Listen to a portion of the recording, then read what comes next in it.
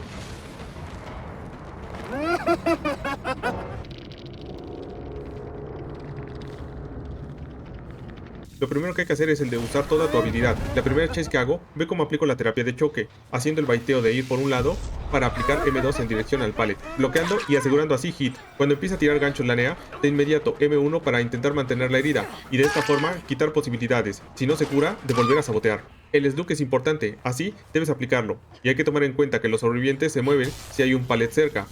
Pero te recuerdo que tienes la explosión estática, por lo que puedes usarla como lo hice al inicio con NEA. También puedes jugártela en los puntos ciegos, donde sabes que hay ventana o pallet, ya que así aceleras la chase, como lo hice con Micaela en la parte elevada de main. Cuando hay un jugador saboteando, enseguida que cargas, dirígete al gancho más cercano, 1 o 2 pasos para que comience el saboteo y de inmediato cambia de dirección, para dejar fuera de la jugada al saboteador. En general esto es lo que puedes hacer con el personaje, da ciertas ventajas y hasta cierto punto protecciones ante el saboteo, como lo mencioné anteriormente. Así no te agarrarán desprevenido, y a jugar con todo, plantando cara, limitando el objetivo de ellos, que es desesperarte en base a no dejarte colgar, cosa que no debes permitir.